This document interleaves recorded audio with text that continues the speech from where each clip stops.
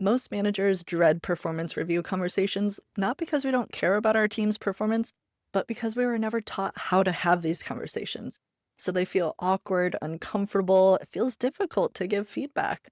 So we just kind of skate through, hold our breath, and wait for it to be over. In this video, I'm going to talk through how to structure these conversations so that you're giving meaningful, positive recognition for your employees to keep them happy and engaged. You're able to have those uncomfortable, constructive feedback conversations that actually land properly and don't feel like a gut punch to the person receiving it. And we're going to talk about having those career development conversations. So what does their growth look like over the long term to help keep your people engaged? All right, let's get into it. My number one rule before anything else when it comes to performance feedback conversations is that nothing in an annual performance review should be a surprise to the employee receiving the feedback. As managers and employees, we need to be having these conversations throughout the year so that we're on the same page of accomplishments, areas for growth, and long-term career development. Nothing should be a huge shock. However, I know this isn't the case in most organizations because of this lack of knowledge of how to give feedback and how to do it in a way that feels empowered on both sides. And that's why we're here today. First, let's talk about giving meaningful recognition. Most people kind of skate over this and assume that the employee knows what they're doing well or they know what they're good at. Yes, that may be true. Even if we know what we're good at and we know what our skills are, we still want to hear it. And we want to hear it specifically, and we want to hear it often. My 3-step framework when you are giving positive recognition to someone on your team is first, be specific, then share the impact, and lastly, acknowledge them. What I mean by be specific is sharing those specific skills and strengths that they have and give specific examples of where they shared them and what it looks like. Sharing the impact means helping them see the greater impact that their strengths and their skills have on the team, the organization, you, and other people across the organization. Oftentimes, these are things that they don't get to see or they don't think about, they don't dwell on this. They're just, busy in their day-to-day and continuing to move forward and check the boxes. You want to help them see how their work is impacting the greater organization, and this can be really motivating for people to hear. And acknowledging them is another way of sharing what's working, giving them kudos to continue what's working well. It's that extra bit of encouragement and nudge at the end of a conversation. So here's an example of all 3 of these steps in one conversation. Great job on the monthly sales report. Your attention to detail in the report is incredible, and I appreciate how easy it is to read. Tom mentioned to me that he appreciated your attention to detail in the report because it saved their team hours of editing.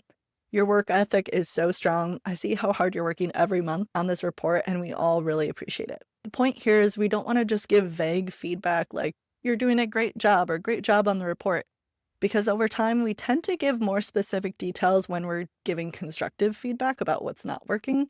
And when someone's hearing that repeatedly over and over again, more about what's constructive, they're focusing more on that and they're not focusing on what is working well and what they are doing a good job about. So we want to overemphasize what's great to help motivate them and keep them engaged. When we're always focusing on what's not working and the details of that, it's really demoralizing over time. Next up is delivering constructive feedback. I know, this is the hardest part.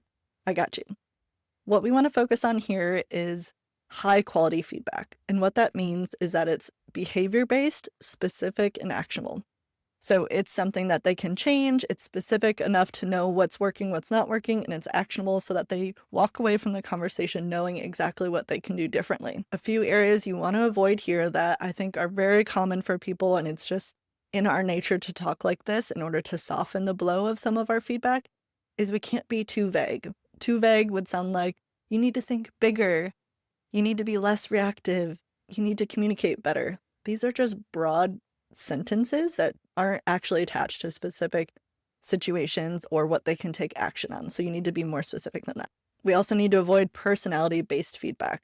That sounds like you're not approachable, you're too emotional, or you're too nice, things like that. We don't want to talk about personality traits during a performance feedback conversation. You want to tie it to specific skills or examples in conversations that we can then measure over time. We also want to avoid feedback that's full of idioms, and idioms are essentially those common phrases that are really figurative and, again, vague, broad.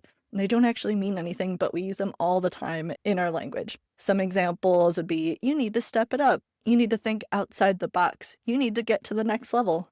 What does any of that mean, right? Maybe you use it, but you need to, again, tie it to something very specific and measurable of what does that actually mean? What does thinking outside the box look like? How would you know someone's inside the box or outside the box? My framework I like to keep in mind when giving constructive feedback is start with coming prepared, then start with something positive, state the facts of the situation, share the impact again, and make a plan together. So first, coming prepared means actually taking some time to write some notes ahead of time, think of specific skills or examples of what is being missed, where the gaps are that you want to address with this specific person.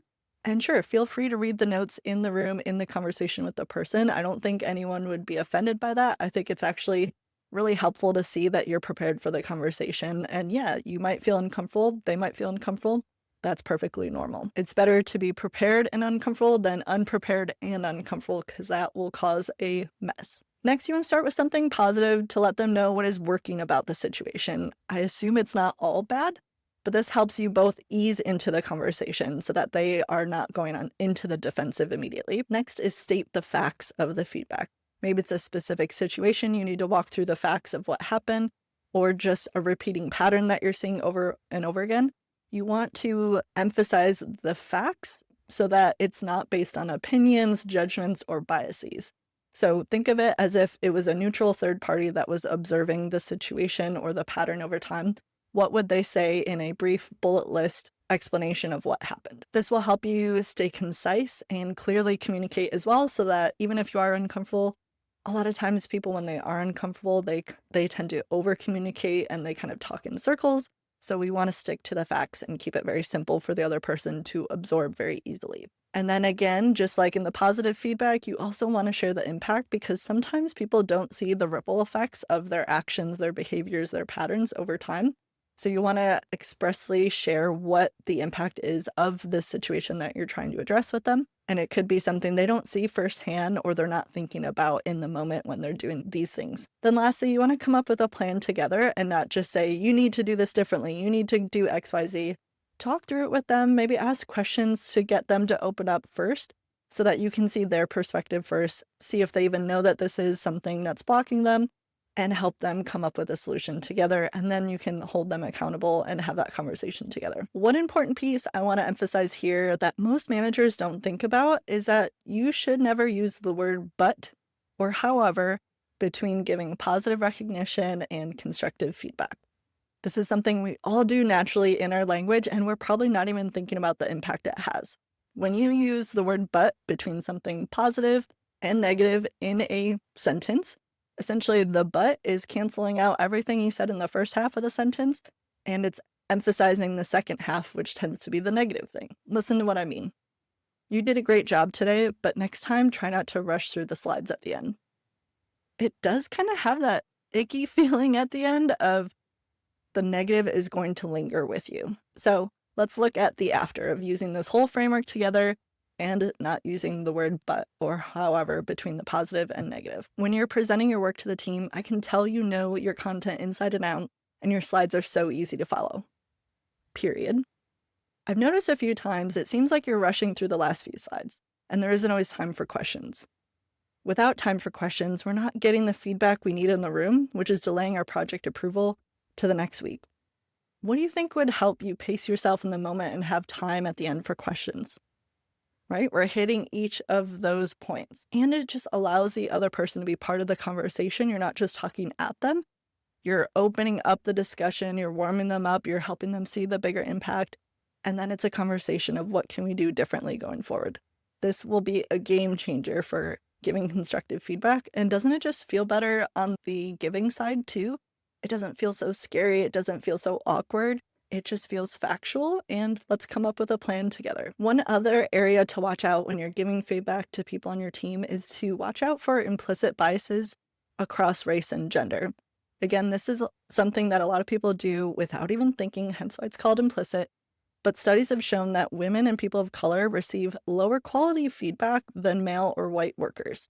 It's similar to what I mentioned earlier about vague feedback or personality feedback. A survey in 2024 by an HR tech company, Textio, found that 56% of women surveyed said they had been described as unlikable in their performance reviews, and 78% have been called emotional, while 16% and 11% of men, respectively, said they have been similarly described. So I want you to always be thinking about people who don't look like you when you're giving them feedback. Just kind of do a gut check if these are different than how you're approaching other people. And this is all part of the preparation process before you're giving this feedback. Next up is the career development aspect of performance feedback conversations.